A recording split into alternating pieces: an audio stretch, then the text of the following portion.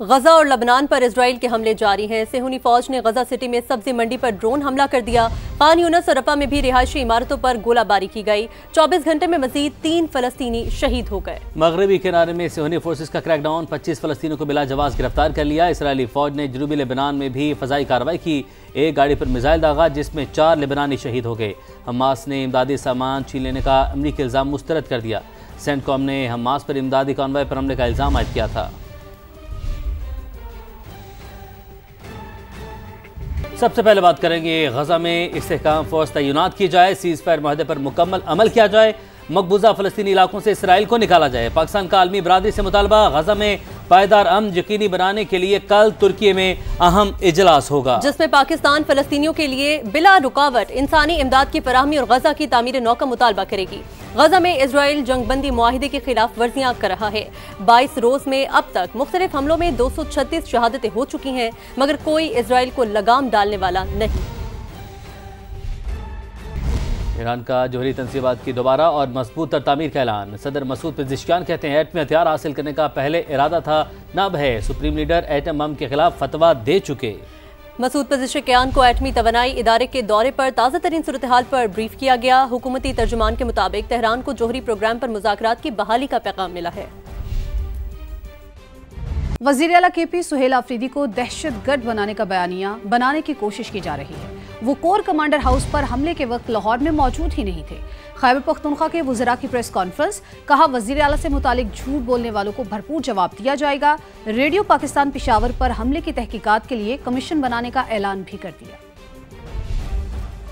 पहले ही दिन सुहेल आफरीदी साहब के ऊपर दहशतगर्द और मुनशियात फरोश और तरह तरह के इल्ज़ाम स्टार्ट किए। सुहेल आफरीदी साहब तो पेशावर थे 9 मई को, और वो तो लाहौर या कोर कमांडर हाउस वहाँ पे थे ही नहीं। जब इनको कुछ नहीं मिल रहा तो ये झूठ का पलंदा बांध के जो है उसको बेचने की कोशिश कर रहे हैं। आज उसको दोबारा बहाना बना के नैरेटिव बनाया जा रहा है वज़ीर आला खैबर पख्तूनख्वा सुहेल आफरीदी साहब के खिलाफ। पहली कैबिनेट के अंदर इंशाअल्लाह ताला रेडियो पाकिस्तान के अंदर जो हुआ है उसके ऊपर हम इंक्वायरी कमीशन बनाएंगे। इख्तियार वली साहब ने एक वीडियोस को तोड़ मरोड़ के पेश किया इस सूबे के वज़ीर आला के खिलाफ, इस सूबे के नौ मुंतखब वज़ीर आला के खिलाफ। ये सियासी बोने हैं। जब से सुहेल आफरीदी साहब का नाम अनाउंस हुआ है तब से इनके औसान खता हैं। वज़ीर आज़म आज़ाद कश्मीर चौधरी अनवारुल हक के खिलाफ तहरीक अदम एतमाद कब पेश होगी, फैसला न हो सका। ज़राए के मुताबिक पीर को भी तहरीक अदम एतमाद जमा होने का कोई इम्कान नहीं। अदम एतमाद में मुसलसल ताखीर से वज़ीर आज़म चौधरी अनवारुल हक का सियासी ग्राफ बढ़ने लगा। दूसरी जानिब पीपल्स पार्टी अभी तक वज़ारत उज़्मा के लिए अपना उम्मीदवार भी फाइनल नहीं कर सकी। जिन 4 नामों पर गौर किया जा रहा है वो 4 उम्मीदवार अपनी अपनी लॉबिंग में मसरूफ़ हैं। पीपल्स पार्टी का मुस्लिम लीग नून के साथ शराकत इक़्तिदार के फार्मूले पर भी इत्तफाक न हो सका। अगर कल भी तहरीक अदम एतमाद जमा न हो सकी तो वज़ीर आज़म आज़ाद कश्मीर की पोजीशन मज़ीद मजबूत होगी। एहतजाज जल्द से जुलूस और इज्तिमा नहीं होगा। पंजाब में दफ़ा 144 के नफाज में 8 नवंबर तक तोसी। महकमा दाखिला ने नोटिफिकेशन जारी कर दिया। शादी की तकरीबात, जनाजा और तदफीन पर पाबंदी का नफाज नहीं होगा। किसी किस्म की असलहे की नुमाइश नहीं होगी। लाउड स्पीकर के इस्तेमाल पर भी मुकम्मल पाबंदी लगा दी गई। महकमा दाखिला के मुताबिक जुलूस और धरने दहशतगर्दों के लिए आसान हदफ हो सकते हैं। शरपसंद अनासर अवामी एहतजाज का फायदा उठाकर मज़मूम अज़ाइम की तकमील के लिए रियासत मुखालिफ सरगर्मियाँ कर सकते हैं।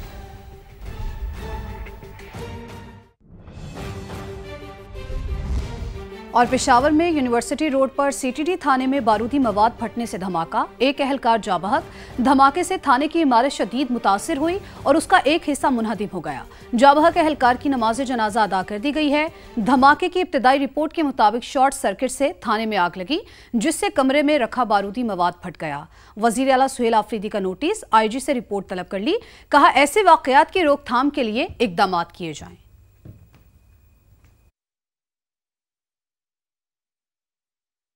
कराची में दंदनाते डंपर और टैंकर्स मौत बांटने लगे। 24 घंटों में 5 अमवात। हादसात मलीर, कैंट, तीनहट्टी, नजार, माड़ीपुर और कायदाबाद में हुए। जिशान मुगल की रिपोर्ट देखिए। कराची की सड़कों पर ई चलान की खुल्लम खुल्ला खिलाफ वर्जी। डंपर्स और टैंकर्स एक बार फिर मौत बांटने लगे। 24 घंटों के दौरान 5 जिंदगियां छीन ली। मलीर कैंट के करीब तेज रफ्तार डंपर ने मोटरसाइकिल को टक्कर मारी। सरकारी अफसर मोहम्मद अयूब मौके पर ही जान बहक हो गया। मोहम्मद अयूब कराची एयरपोर्ट पर तैनात थे। पुलिस के मुताबिक ड्राइवर को गिरफ्तार करके डंपर को तहवील में ले लिया है। दूसरी जानिब राशिद मिनास रोड पर नामालूम गाड़ी की टक्कर से 11 बरस की सहर नामी बच्ची जान बहक हुई। उधर महाड़ीपुर ट्रक अड्डे के करीब तेज रफ्तार ट्रक ने मोटरसाइकिल सवार तालिब इल्म को रोन डाला। एक तालिब इल्म जान बहक, दूसरा जख्मी हुआ। कायदाबाद पर ऑयल टैंकर की टक्कर ने इमरान नामी नौजवान की जान ली। रात गए 3 अट्टी के करीब भी ट्रैफिक हादसा पेश आया। हादसे में मोटरसाइकिल सवार हम्माद जान बहक और अमीन नामी शख्स जख्मी हुआ। कराची वालों के धड़ाधड़ चालान, 24 घंटों में 3283 चालान कटे। सीट बेल्ट न बांधने पर 1992, तेज रफ्तार ड्राइविंग पर 104, बगैर हेलमेट मोटरसाइकिल चलाने पर 761 चालान काटे गए। सिग्नल तोड़ने पर 119 और ड्राइविंग के दौरान मोबाइल इस्तेमाल करने पर 87 चालान हुए। तर्जुमान ट्रैफिक पुलिस के मुताबिक अवामी ताउन से ये निज़ाम मजीद बेहतर बनाया जा रहा है। शहरियों से अपील है ट्रैफिक कवानीन की मुकम्मल पासदारी करें ताकि हादसात में कमी लाई जा सके। अमीर जमात इस्लामी हाफिज नईमुर रहमान कहते हैं सिंध में नाअहल और करप्ट लोगों की हुकूमत है। पीपल्स पार्टी ने लूट मार का बाजार गर्म किया हुआ है। उन्होंने कहा कि ये लोग जमहूरियत पर शब खून मारते हैं। तो मसला ये कि आप जरा बाहर निकलते हैं तो आपको रेड लाइन की मिट्टी आपका इस्तकबाल करती है। पूरे इस इलाके में एक अजीब एलर्जीज और इस तरह की बीमारियां फैली हुई हैं और इस सब की जिम्मेदार हमारी ये पीपल्स पार्टी हुकूमत है। और जो कब्जा करके मेयर बने हैं वो अपना कोई रोल अदा नहीं कर रहे हैं। बहुत ही वर्स्ट इन लोगों की परफॉर्मेंस है। नाअहल भी हैं, करप्ट भी हैं। लूट मार का एक बाजार इन्होंने गर्म किया हुआ है। ये शहर तो इन गए गुजरे हालात में भी पाकिस्तान चला रहा है। एक्सपोर्ट जितनी भी हमारी है उसमें से 54% कराची का हिस्सा है। 60% से ज्यादा रेवेन्यू जनरेट करता है। 40% से ज्यादा इनकम टैक्स देता है ये शहर। महंगी चीनी मजीद महंगी। मुल्क में वाफर स्टॉक होने के बावजूद सरकारी रेट पर अमल दरामद ख्वाब बन गया। कई शहरों में चीनी की डबल सेंचुरी। महंगाई से परेशान अवाम ने हुकूमत से ठोस इक़दामात का मुतालबा कर दिया। चीनी फिर महंगी, आवाम की पहुंच से भी दूर। कई शहरों में डबल सेंचुरी, 210 से 220 में फरोख्त। मुल्क में चीनी की कीमत मुसलसल बढ़ने लगी। कराची में चीनी 177 की बजाय 190 रुपए किलो हो गई। 200 रुपए तकरीबन केजी मिल रही है। अभी हमने ली है। कुछ जगह पर 190 भी है। बहुत कुछ भी नहीं करती, उससे कुछ भी नहीं करना है। सिर्फ जहाँ आवाम को खून चूसना होता है वही चूसते हैं बस, इसके अलावा और कोई काम नहीं करते। आवाम बिस रही है बस। हुकूमत को कोई वो नहीं है कि आवाम के बारे में कुछ सोचे।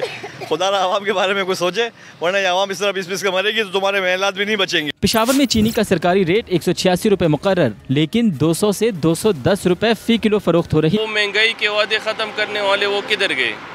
गरीब आवाम 2 टाइम के खाने के लिए तरस रहे। चीनी बहुत महंगी हो गई है। वज़ीर आज़म साहब दिन प दिन ऐलानात कर रहे हैं कि ये चीज़ हमने सस्ती कर दी है, इस पे आपको डिस्काउंट मिलेगा, लेकिन एक चीज़ भी सस्ती नहीं है। लाहौर में चीनी के सरकारी निर्ख 179 रुपए हैं, जबकि 210 से 220 तक मिल रही है। इस्लामाबाद में भी सूरत हाल कुछ अलग नहीं। आम बंदे के लिए ये जो रेट है ये सही नहीं है। गवर्नमेंट को चाहिए कि इसको नीचे लाए, तकरीबन 100 के नीचे होना चाहिए। चीनी की वैसे तो कहने को प्राइस 171 है, लेकिन 180, 200, 220 पे भी जाएं तो कई जगहों पे वो नहीं मिल रही। कोयटा समेत बलूचिस्तान के मुख्तलिफ इलाकों में भी चीनी ने डबल सेंचुरी मुकम्मल कर ली। फी किलो कीमत 210 रुपए तक पहुँच गई।